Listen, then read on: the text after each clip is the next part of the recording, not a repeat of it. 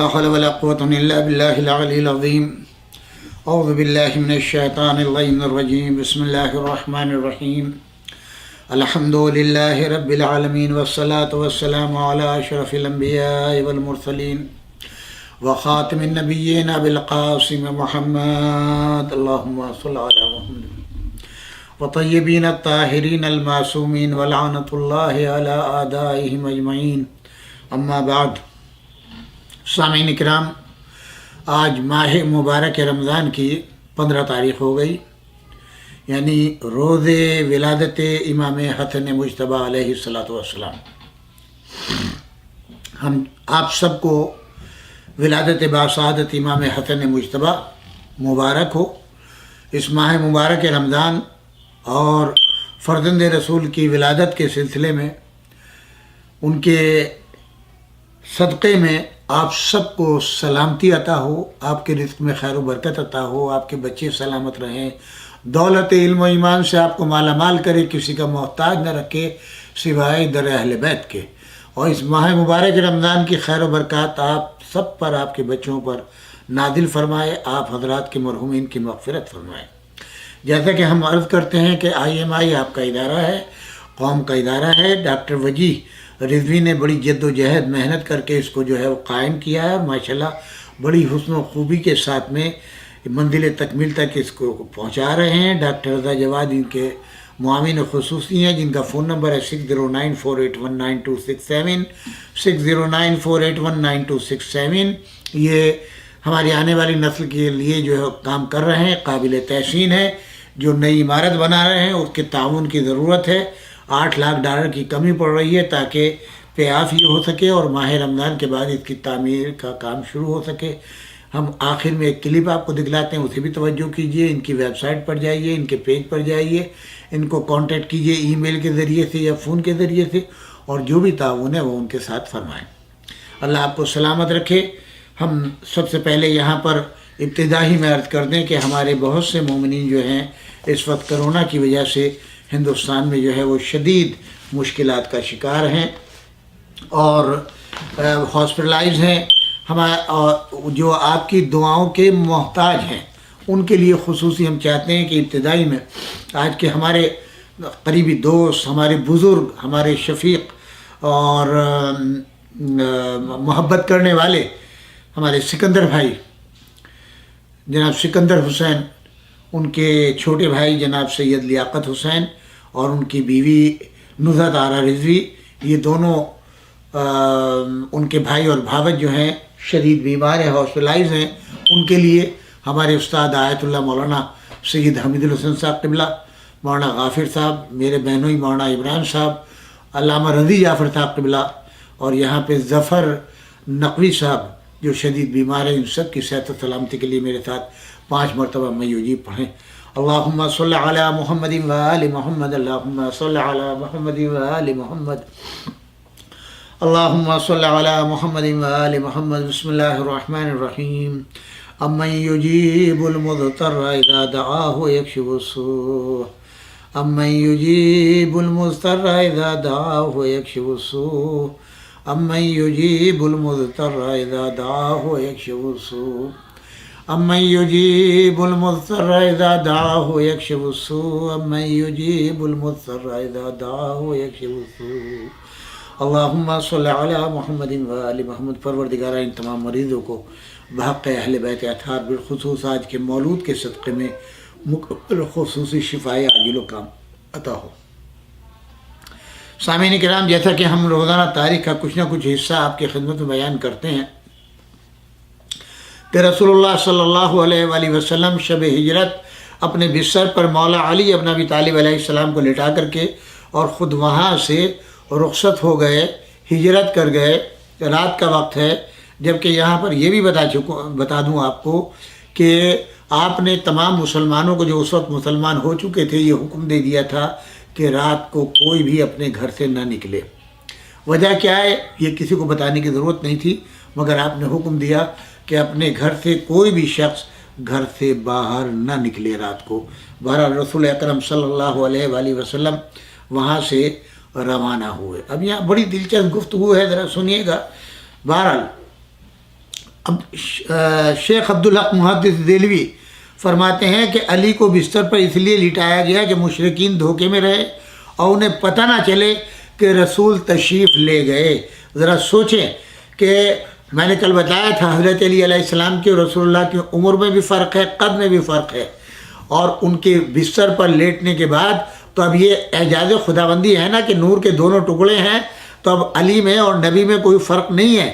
شاہ محدث حق دہلوی فرماتے ہیں کہ مشرکین مکہ کو یہ دھوکہ رہے کہ رسول سو رہے ہیں، تو اب اس وقت جو ان کو دھوکہ ہو رہا ہے اور وہ یقین کر رہے ہیں جھانک جھانک کے کہ رسول سو رہے ہیں، اور جب صبح کو چادر ہٹائی تو کون نکلا؟ علی بن ابی طالب۔ تو اب تو مان لیجئے کہ یہ ایک ہی نور کے دو ٹکڑے ہیں، اور علی میں اور نبی میں کوئی فرق نہیں ہے۔ خود رسول نے فرمایا صرف یہ کہ میرے بعد کوئی نبی نہیں ہے، اللہ نے مجھے نبی بنایا، لا نبی آبادی، میرے بعد کوئی نبی نہیں ہے، اور تو دنیا و آخرت میں میرے نائب، میرے جانشین اور میرے وارث ہو۔ اس کے بعد میں وہ فرماتے ہیں کہ اصل وجہ حضرت علی کو مکے میں چھوڑنے کی یہ بھی تھی کہ مشرکین کی امانتیں جو رسول خدا کے پاس آپ کی ایمانداری کے یقین اور ایمانداری کے مشاہدے کی وجہ سے رکھا کرتے تھے، اور جس کی وجہ سے وہ آپ کو صادق اور امین کہا کرتے تھے، ان کے مالک کو واپس کر دیں۔ کیونکہ یہاں پر ایک خاص چیز یہ ہے، رسول اللہ کا تجربہ ان کو ہو چکا تھا، ان کی صداقت کا، ان کی امانت کا، ان کے عدل کا۔ بقیہ اور کسی کا جو اب نئے مسلمان ہوئے کسی اور کا نہیں تھا تجربہ ان کو، لہذا یہ دودھگا تو رہتا بھی، خود تو چھوڑ کے چلے گئے، ہماری امانتوں کا کوئی پتہ نہیں۔ تو اب رسول اللہ کی یہ شرعی اور اخلاقی ذمہ داری تھی کہ ان کا وہ اعتماد جو میرے اوپر ہے اس میں کمی نہ آنے پائے، لہذا ان کو ایک ایسی ہستی کا تعارف کرانا تھا کہ جیسا میں ہوں ویسا ہی یہ ہے جس کو چھوڑ کر کے جا رہا ہوں، کیونکہ اسی کے باپ کی آغوش میں ہم نے دونوں نے ایک ہی ماں اور باپ کی آغوش میں تربیت پائی ہے، اور وہ ہیں حضرت ابو طالب اور حضرت فاطمہ بنت اسد۔ لہذا وہ تعارف کرانا چاہتے تھے کہ جس طریقے سے تم نے مجھے امین اور صادق اور عادل مانا ہے، ویسے جس کو آج چھوڑ کے جا رہا ہوں وہ بھی اسی نمبر کا، اسی میزان کے اوپر جو ہے ویسا ہی، جیسا میں صادق وہ صادق، جیسا میں امانت دار وہ امانت دار، جیسا میں عادل ویسا ہی وہ عدل کرنے والا۔ لہذا تعارف کرا رہے ہیں رسول اللہ، اس لیے ان کو چھوڑ کر کے گئے۔ اس سے ظاہر باوجود ہے کہ مشرکین رسول کے دشمن جانتے، پھر بھی آپ کی امانتداری پر اتنا اعتماد رکھتے تھے کہ ان کی امانتیں شب ہیرت تک آپ کے پاس موجود تھیں، اور یہ ان کی امانتوں کا احترام اور اس اخلاقی ذمہ داری کی تکمیل تھی جس کے لیے آپ نے یہ قربانی گوارا کی تھی کہ اپنی گود کے پالے ہوئے عزیز ترین شخص کو اس خطرناک ماحول کے اندر گھر میں چھوڑ دیا تھا۔ پھر یہ مقصد کے تحفظ کی خاطر اس سے بڑی قربانی تھی کہ انہیں اپنے بستر پر کھچی ہوئی تلواروں کے حصار میں چھوڑ گئے۔ مورخ ابن سعد طبقات سعد جلد نمبر 1 صفحہ 153، علی بستر رسول پر سوئے اور سو رخ کی حضرموت کی بنی ہوئی چادر اوڑھ لی جس میں رسول اللہ آرام فرمایا کرتے تھے۔ اسلام کی خاطر یہ حضرت علی بن ابی طالب کی فداکاری بالکل متفق علیہ حیثیت رکھتی ہے۔ محدث حق دہلوی لکھتے ہیں کہ علی بن ابی طالب حضرت کے بستر پر سو رہے اور حضرت کی چادر خاص جس کو اوڑھ کر حضرت آرام فرماتے تھے اوڑھ لی۔ اس طرح آپ پہلے وہ شخص ہیں جنہوں نے اپنی جان کو بیچ ڈالا اور فدا کر دیا، اور رسول خدا کی محبت اور راہ میں کہا جاتا ہے کہ قرآن کی آیت کے انسانوں میں وہ بھی ہے جس نے اپنی رضا الہی خدا کی خاطر بیچ ڈالی۔ اللہ نے اپنے بندوں پر مہربان ہے، اسی کے بارے میں اتری ہے، اور اس بارے میں خود حضرت علی علیہ السلام کی زبانی کچھ اشعار بھی وارد ہوئے ہیں، چونکہ دامن وقت میں اتنی گنجائش نہیں، ورنہ وہ جو مولا علی علیہ السلام نے اس فداکاری کے جذبے کے تحت اشعار فرمائے تھے ان کو تلاوت۔ شب گزاری رسول خدا نے غار میں جا کر امن و سکون سے محفوظ طور پر خدا کے حفظ و امان میں، اور میں نے پوری رات اس طرح گزاری کہ دشمنوں کی نقل و حرکت کو دیکھ رہا تھا اور وہ مجھے پہچان نہیں رہے تھے، اور میں بالکل قتل یا قیدی ہونے کے لیے تیار تھا۔ Mister K Hamid B A London barrister at law Lahore نے لکھا کہ آپ نے حضرت علی کو بستر پر سلایا اور خود 12 ستمبر سن 622 ہجری کو روانہ ہو گئے۔ تاریخ مسلمانان عالم حصہ اول صفحہ 66۔ رات بھر وہ لوگ مکان کو گھیرے رہے اور شقوق در سے دیکھتے رہے کہ رسول لیٹے ہوئے آپس میں طے کر رہے تھے کون آگے بڑھ کر اس سونے والے کا خاتمہ کرے گا۔ وہ سب تو اس پر تلے ہوئے تھے، رات ہی کو مکان کے اندر گھس جائے، مگر ابو لہب نے کہا نہیں، رات بھر ہم نگرانی کریں اور جب صبح ہو تو اندر جائے۔ اس کے کہنے سے وہ شب بھر محاصرہ کیے ہوئے کھڑے رہے، رسول خدا کی قدرت سے ان کے گھیرے میں نکل کر آغاز شب میں چلے گئے تھے۔ جب صبح ہوئی تو علی بستر سے اٹھ کر کھڑے ہوئے، ان سب نے رسول خدا کو پوچھا وہ کہاں ہے؟ آپ نے کہا مجھے ان سے متعلق خبر نہیں۔ پھر کہتے ہیں کہ اب ادھر کی سنیے، رسول خدا حضرت علی ابن ابی طالب علیہ السلام کو بستر میں لٹا کر خاموشی کے ساتھ مشرکین کے حلقے سے نکل گئے اور تیزی کے ساتھ روانہ ہوئے کہ جلد مکے کے حدود سے باہر نکل جائیں، اور قبل اس کے کہ مشرکین کو آپ کی روانگی کی اطلاع ہو، آپ اس جگہ پہنچ جائیں جو خالق کی طرف سے آپ کی حفاظت کے لیے جائے پناہ قرار دی گئی۔ مگر اتفاق کی بات کہ اس وقت حضرت ابو بکر کسی ضرورت سے مکان سے باہر آئے، انہوں نے رسول کو جاتے ہوئے دیکھا تو تیزی سے قدم بڑھا کر آپ سے ملحق ہو گئے اور پوچھا کہاں جا رہے ہیں؟ یہ بات نازک موقع تھا، رسول کی نقل و حرکت پر کسی کا اس وقت مطلع ہو جانا افشا اراد کے خطرے سے خالی نہ تھا، اس لیے پیغمبر خدا نے اپنی حکمت کاملہ سے محفوظ صورت یہ سمجھی کہ ان کا ہاتھ پکڑ لیا اور کہا چلو بس تم بھی میرے ساتھ چلو۔ یہ اتنا جس طرح میں پڑھ رہا ہوں یہ بہت آسان ہے، لیکن حقیقت یہ ہے یہاں کے اوپر یہ کوئی وہ نہیں ہے۔ اگر رسول اکرم صلی اللہ علیہ وآلہ وسلم نے حکم نافذ کر دیا کہ کوئی مسلمان گھر سے باہر نہ نکلے تو کیا کسی مسلمان میں یہ ہمت ہو سکتی ہے وہ گھر سے باہر نکلے؟ تو پھر حضرت ابو بکر کو کیا یہ پتہ نہیں تھا کہ رسول اللہ نے آج حکم دیا، کیسی ضرورت ہو، کسی کی طرح کی ضرورت ہو کیوں نکلے؟ کیا حکم رسول کی عدولی ثابت ہے یا نہیں؟ آپ جتنا چاہیں ملمہ چڑھاتے رہے، ان کی قربانیوں کا ذکر کرتے رہے، مگر یہ بات روز روشن کی طرح رہے گی کہ جب رسول اللہ نے ان مسلمانوں کو منع کر دیا تھا آج رات کی میں جو ہے اپنے دروازے مت کھولنا اور گھر سے باہر نہ نکلنا، تو حضرت ابو بکر صدیق کیسے نکلے؟ اور جب نکل آئے اور رسول اللہ دوڑتے ہوئے رسول اللہ کے پاس پہنچ گئے، تب آپ نے مناسب جانا کہ اللہ جس چیز کو راز رکھنا چاہتا ہے وہ راز رہے۔ ہاتھ پکڑا، آگے تو میں کچھ نہیں کہوں گا، ہاتھ پکڑا اور لیے ساتھ چلے گئے اور غار ثور میں پہنچ گئے۔ مورخین نے یہاں پر جو ہے وہ بہرحال بہت ہی فضیلتیں بیان کی ہے، مجھے اس میں نہیں جانا، عالم العلوم نے لکھا ہے طبقات میں، مگر حضرت اپنے بیت الشرف سے رات ہی کو یہاں پر اہل سنت حضرات نے بڑی تعریفیں اور بڑے غلابے ملائے ہیں اس واقعے کو، جو ہے قربانی، بیوی بچوں کو چھوڑ جانا، ہمیں کوئی اعتراض نہیں، بالکل یقیناً قربانی کہہ لیجیے، ہم بھی مانے لیتے ہیں، کوئی ایسا مسئلہ نہیں ہے، لیکن ہمارا تو اعتراض اس بات پہ ہے کہ جب رسول اللہ نے حکم نافذ کر دیا کہ کوئی گھر سے نہ نکلے تو نکلنے کی ضرورت کیا تھی آپ کو؟ یہ بڑا لفظ ہلکا ہے، کسی ضرورت کے تحت نکلے تھے، اما کیا ضرورت رسول اللہ کے حکم کے مقابل میں کوئی ضرورت ہو سکتی ہے؟ ہرگز نہیں۔ آگے دیکھیے، اب مشرکین حضرت کی تلاش کے لیے نکلے، ادھر ادھر ڈھونڈا، کچھ پتہ نہ چلا، تو قیافہ دانوں کی مدد سے جو اپنے فن میں اس وقت بڑے کمال کے درجے پر فائز سے نقش قدم کو پہچانتے ہوئے غار ثور تک پہنچ گئے۔ ہم یہاں پر یہ بھی عرض کر دیں، رسول اللہ کے قدم کے نشان یہ تاریخی طور پر ثابت ہے، زمین کے اوپر نہیں ملتے، حضرت ابو بکر کے نشانوں کے ذریعے پہنچے، مگر تاریخ کو کیا کیا جائے، انہوں نے رسول اللہ کے قدموں کے نشان بھی بتا دیے۔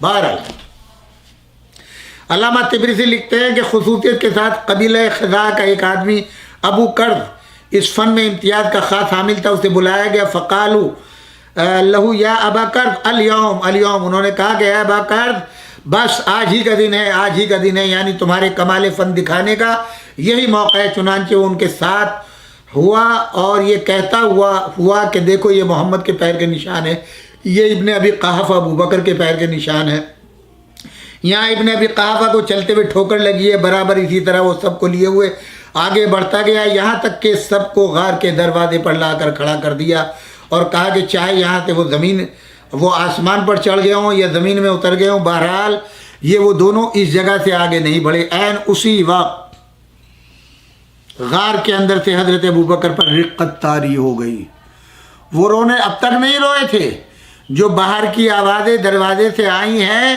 اب ان پر رونا، اما جب پہلے چلے گئے تھے غار کے اندر تب رونا شروع کر دیا ہوتا بھائی، کہ اس اندھیرے میں، اس چھوٹی سی جگہ میں، اس خوفناک عالم میں رونا تو اس وقت تھا، اور جب رسول ساتھ میں تو رونا کیسا، قلب کو اطمینان ہونا چاہیے۔ اور اب جب وہ مشرکین مکہ دروازے پر آ گئے، پہنچ گئے، اور وہاں ان کو یہ پتہ چلا کہ رسول اللہ جو ہے وہ یہاں سے کہیں چلے گئے، زمین کھا گئی، آسمان وہ ان پہ اڑ کے چلے گئے مگر یہاں سے آگے نہیں بڑھے. تو اب وہ لوگ بڑے پریشان ہوئے. یہاں کہتے ہیں عین اسی وقت حضرت ابوبکر پر رقت طاری ہوئی. بڑی خطرناک صورتحال تھی. ادھر قیافہ دانوں کی اپنے مشاہدے اور علم کی بنا پر سراغ دہی اور ادھر غار کے اندر سے رونے کی آواز کا بلند ہونا. اس کے بعد مشرکین کو رسول تک پہنچنے میں امر ہی کوئی معنی نہیں ہو سکتا تھا. یہی وہ موقع تھا کہ حضرت پیغمبر خدا نے اپنے ساتھی سے وہ الفاظ فرمائے جو قرآن مجید میں مذکور ہیں. لا تحزن ان اللہ معنا. غم نہ کرو، اللہ ہمارے ساتھ ہے. ہم یہ قدرت کا انتظام تھا کہ مشرکین غار کے اندر کی آواز نہیں سن سکتے تھے. یعنی اللہ نے یہ انتظام کر دیا. مشرکین کی آواز غار میں جا رہی تھی مگر حضرت ابوبکر کے رونے کی آواز غار سے باہر اللہ نے نہیں آنے دی. غار کے دہانے پر مکڑی کا جالا اتنی کثرت اور ایسی کیفیت کے ساتھ لگا ہوا تھا کہ جس کے متعلق مورخ ابن سعد کے الفاظ یہ ہیں: قال بعضهم ان علیہ العنکبوت قبل میلاد محمدین. یعنی طبقات جلد نمبر 1 صفحہ 154. ان میں سے بعض نے کہا کہ یہاں تو اتنی شدت سے مکڑیوں نے جالا بنا رکھا ہے کہ شاید حضرت محمد کی پیدائش کے بھی پہلے سے وہ یوں ہی ہو. چنانچہ مشرکین سب حیران ہو کر ان کے جانے کے بعد رسول اللہ برآمد ہوئے، مکے کی جانب روانہ ہوئے. ابن سعد کا بیان ہے کہ حضرت کا غار سے برآمد ہونا شب دوشنبہ 4 ربیع الاول کو تھا. طبقات ابن سعد. مگر بہرحال یہ آج تک یہ فیصلہ نہیں ہوا کہ وہ تاریخ کون سی تھی. آپ نے حضرت علی کو بستر پر لٹایا اور خود 12 ستمبر 2062 کو تشریف لے گئے. دامن وقت میں اتنی گنجائش نہیں. انشاءاللہ اس سلسلے کا بقیہ حصہ کل آپ کی خدمت میں عرض کریں گے. سامعین کرام، یہ تاریخ کا تھوڑا سا جائزہ تھا. ان حالات میں جب ہر طریقے سے وہ رسول اللہ کو، میں نے کل آپ کی خدمت میں عرض کیا تھا، اگر مسلمان مکہ چھوڑ کے جا رہے تھے، رسول مکہ چھوڑ کے جا رہے تھے، تو ان کے حق میں تو اچھا تھا کہ بھئی وہ شکر کرتے اپنے بتوں کا کہ یہاں سے آفت ٹل گئی. جو تو ان کے بتوں کے خلاف تھا وہ مکہ چھوڑ کے جا رہا ہے، ان کے بتوں کو برا کہنے والا مکہ چھوڑ کے جا رہا ہے. جنہوں نے ان کا دین قبول کر لیا وہ چھوڑ کے چلے گئے، وہ تو شکر ادا کرتے. مگر نہیں، ان کو یہ پتہ تھا کہ محمد حق ہے، اس کا کلام حق ہے، اس کا دین حق ہے، اس کا کلمہ حق ہے، اور یہ قید نہیں کیا جا سکتا، اس کو مقید نہیں بنایا جا سکتا. یہ پھیلے گا، جس تک یہ حق پہنچے گا وہ قبول کرے گا. یہ دل و دماغ کے اوپر اثر کرتا ہے. اس بنا کے اوپر ان کو یہ تشویش تھی. وہ چاہتے تھے کہ محمد یہاں سے نکلنے نہ پائیں اور یہیں ان کو قتل کر دیں. وہ قتل ہو جائیں گے، دین ان کا ختم ہو جائے گا، قرآن ختم ہو جائے گا. اس لیے اللہ نے کہا مکر و مکر اللہ واللہ خیر الماکرین. وہ مکر کر رہے تھے تو اللہ بھی ان کے ساتھ مکر کا جواب بہترین تدبیر سے دے رہا تھا. اللہ جانتا ہے، مکر کرنے والوں کو اچھی طرح پہچانتا ہے. لہذا اللہ نے وہ جو شب انہوں نے قتل کی بنائی تھی رسول اللہ کو بتلا دیا. اور اب آپ یہاں کے اوپر دیکھیں کہ فداکاری کے اندر کہیں کوئی جنبش، کوئی کمی، کوئی وہ فرق ہو. یا رسول اللہ، یہ جو آپ نماز کے بعد شکریہ ادا کرتے ہیں یہ کیا ہے؟ فقہ جعفری والوں تم سے کہہ رہا ہوں، دوسروں نہیں. دوسروں کے یہاں تو ہے ہی نہیں سجدہ شکر کی کوئی حیثیت. یہ وہی سجدہ شکر ہے جب رسول اللہ نے فرمایا یا علی آج میرے قتل کی سازش ہے، میرے بستر پر سو جاؤ. تو برجستہ یہ پوچھا یا رسول اللہ میرے سو جانے سے آپ کی جان بچ جائے گی؟ ہاں، اگر تم سو جاؤ گے تو میری جان بچ جائے گی. فوراً وہیں زمین کے اوپر اپنا سر اقدس رکھ دیا اور کہا شکر ہے معبود کا کہ میں فدیہ محمد قرار پایا. وہ سجدہ شکر ہے جو ہر مولائی ہر نماز کے بعد جو ہے وہ ادا کرتا ہے کہ آج جو ہم نماز پڑھ رہے ہیں یہ صدقہ ہے علی ابن ابی طالب کا. اگر شب ہجرت نہ لیٹے ہوتے تو آج یہ نمازیں ہم تک نہ پہنچتی، قرآن نہ پہنچتا، دین نہ پہنچتا، اسلام کا کلمہ نہ پہنچتا. اس لیے ہر فقہ جعفری والا ہر نماز کے بعد 5 وقت کی نمازیں ہیں تو 5 وقت کی نمازوں کے اوپر 5 ہی مرتبہ سجدہ شکر کرتا ہے رسول اللہ کی حیات طیبہ کے اوپر بچ جانے والا. یہ وہی کرے گا جو علی ولی اللہ پڑھے گا، اس کے علاوہ دوسرے کے حلق سے نہیں اترے گا. تو اب ذرا سوچو کہ ہمارا عقیدہ کیا ہے.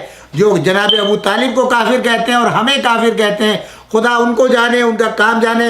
ہمیں یقین ہے انشاءاللہ نہ دنیا میں ان کو چین ملے گا نہ آخرت میں. آخرت میں تو جہنم ان کی یقینی ہے. نہ ان کی تبلیغ کام آئے گی، نہ عبادت کام آئے گی، نہ نماز کام آئے گی، نہ قراءت کام آئے گی، نہ حفظ قرآن کام آئے گا.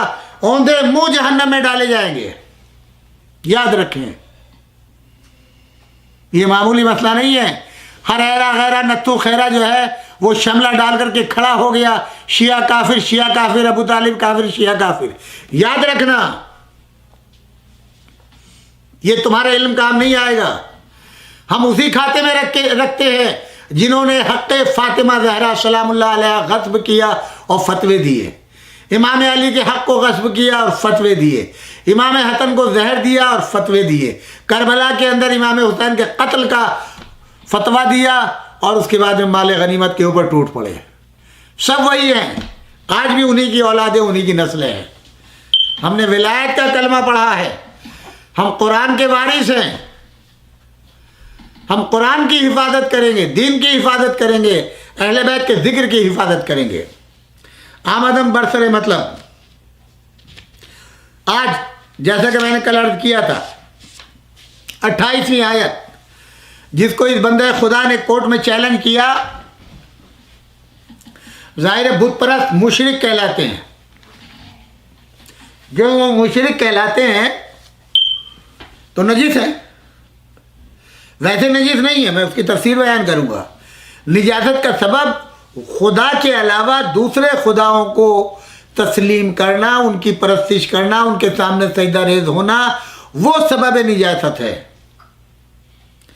اور تعجب یہ ہے، یہ اپنے کو مولا علی کا ماننے والا کہتا ہے، مولا علی کا مولا ہی کہتا ہے، مولا علی کا شہدائی کہتا ہے، مولا علی پہ قربان ہونے والا کہتا ہے، اور اس کی عقل کے اوپر پردے پڑ گئے. ارے بدبخت، یہ صورت و مکمل امام علی ابن ابی طالب علیہ الصلوۃ والسلام نے تبلیغ کیا ہے، آپ نے سنایا ہے. اور خاص سے جو آج کی آیت ہے، اس کے تو بباغ دہل اپنی پوری قوت و طاقت کو سمیٹ کے فرمایا ہے، یا ایھا الذین آمنوا انما المشرکون نجس.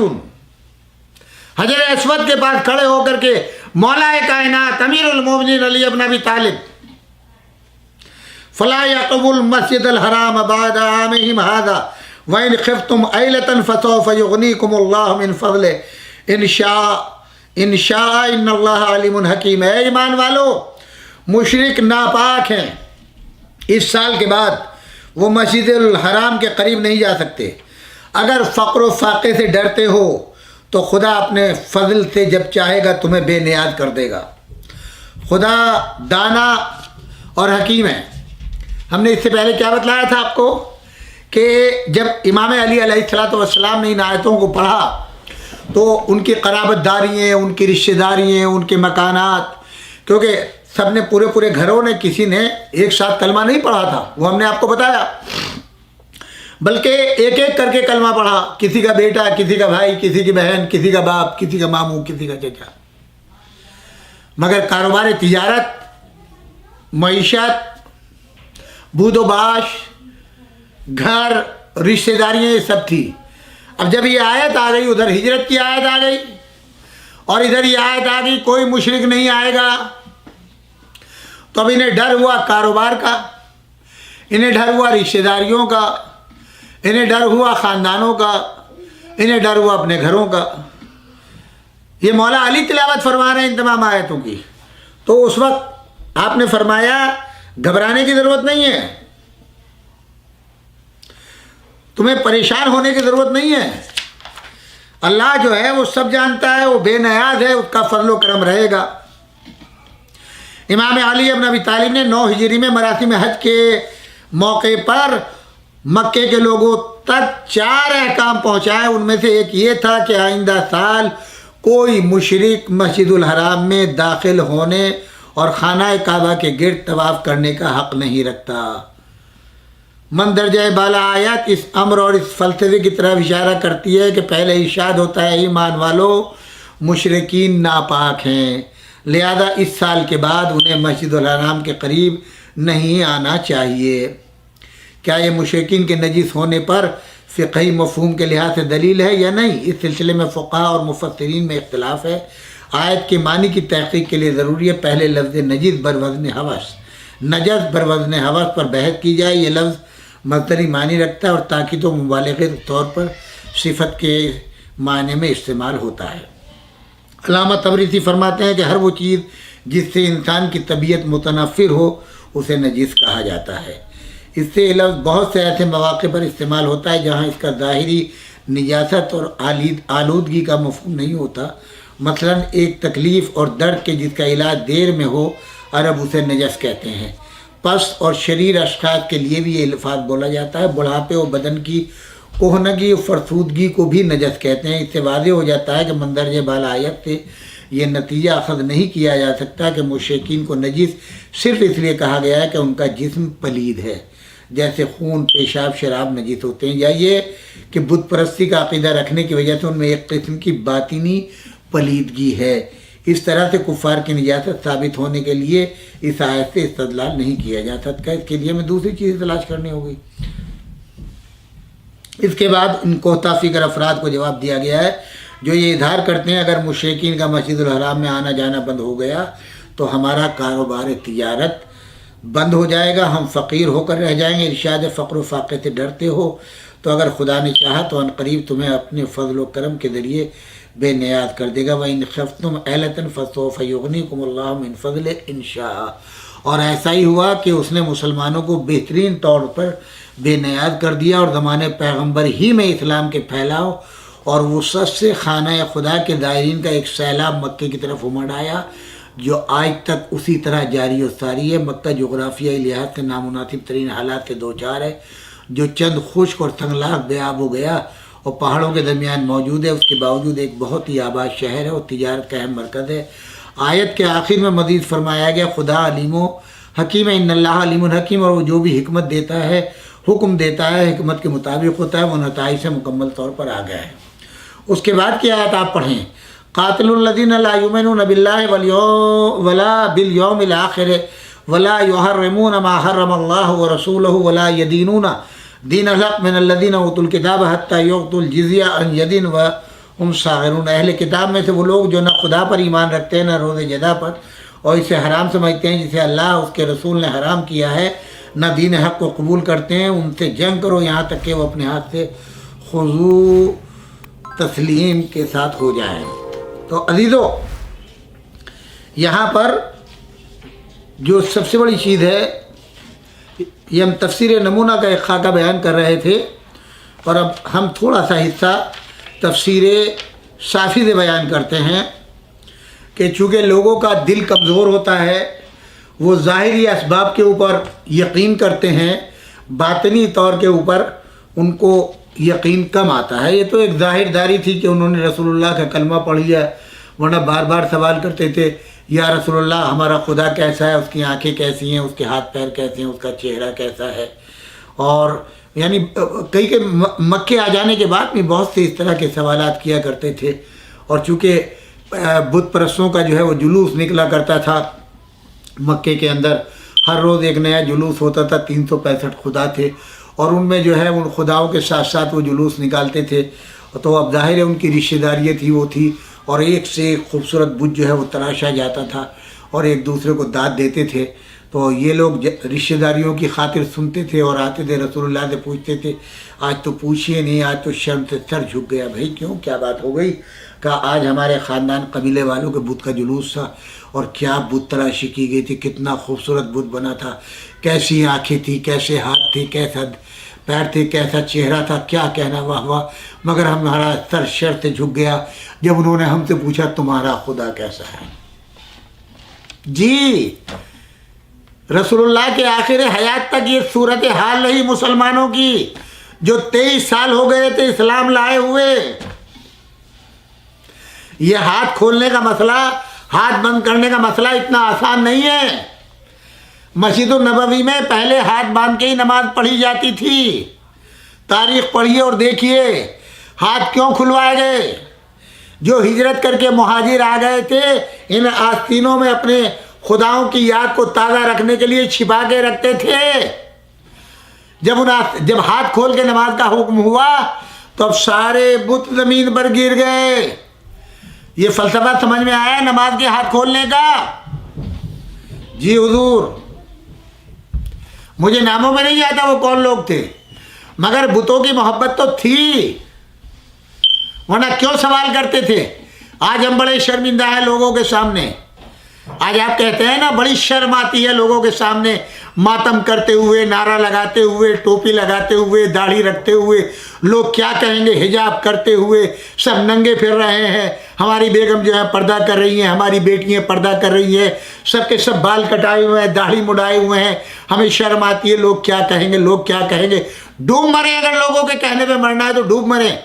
ذرا ان کو بھی تو پہچانو، تم تو علی والے ہو، علی کے چاہنے والے ہو، شہزادی فاطمہ زہرا کے اور جناب زینب کے ماننے والے ہو.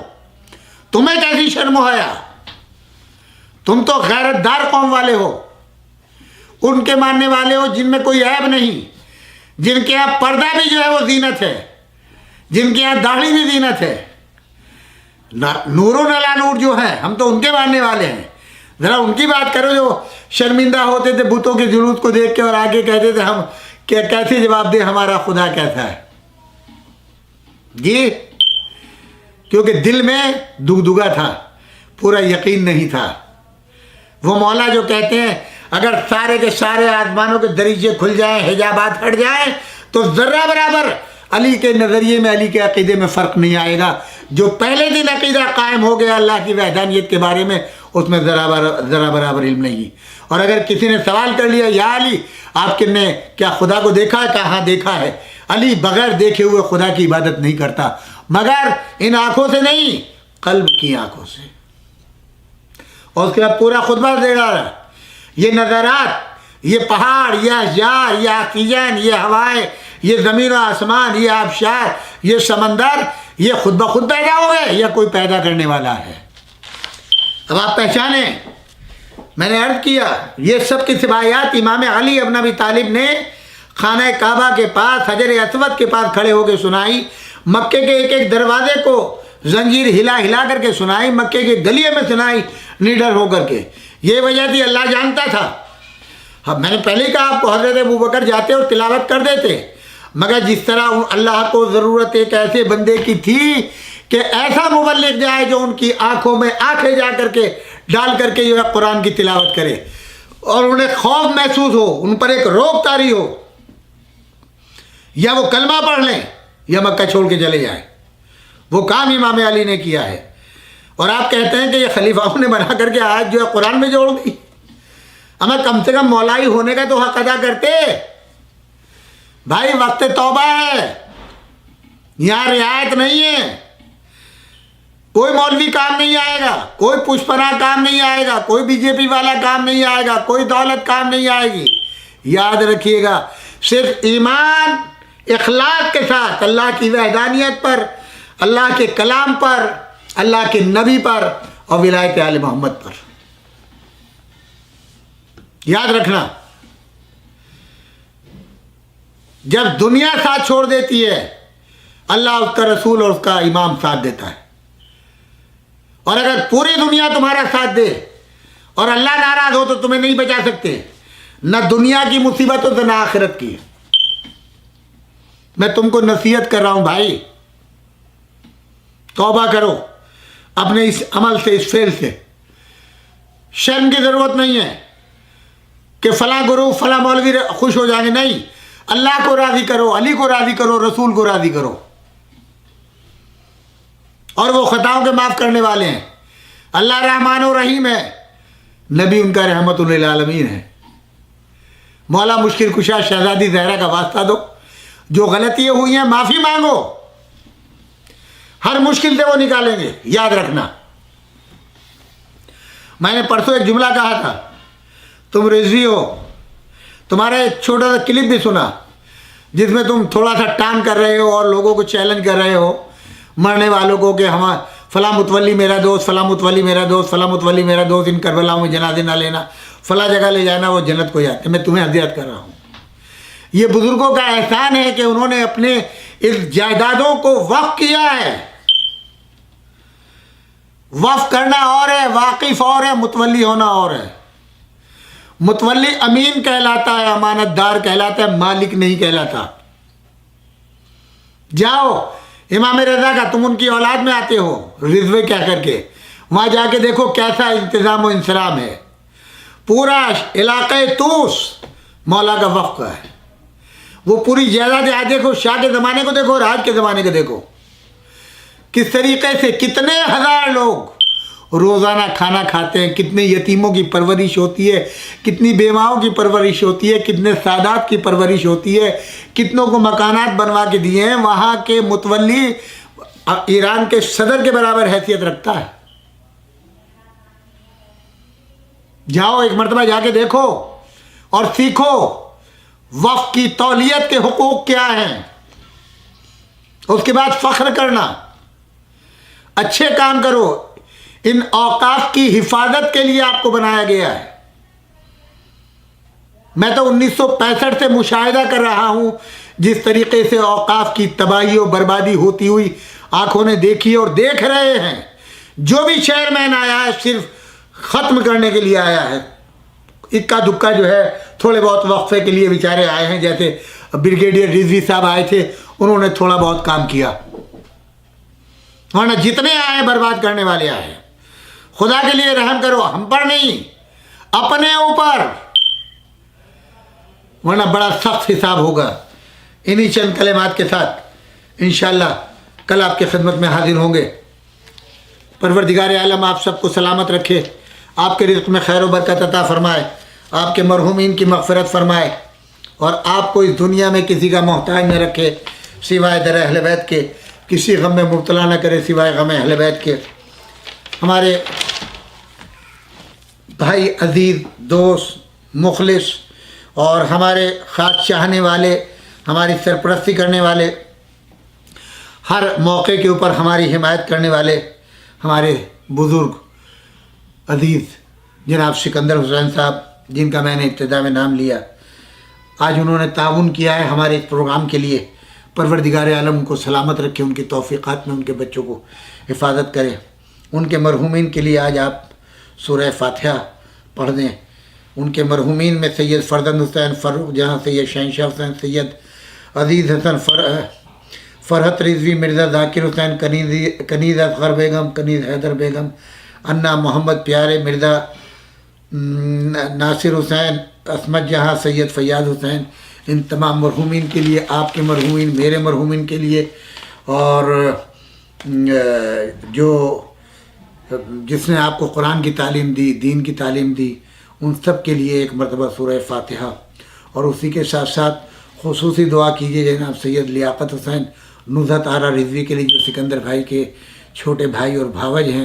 پروردگار ان سب کو سلامتی دے۔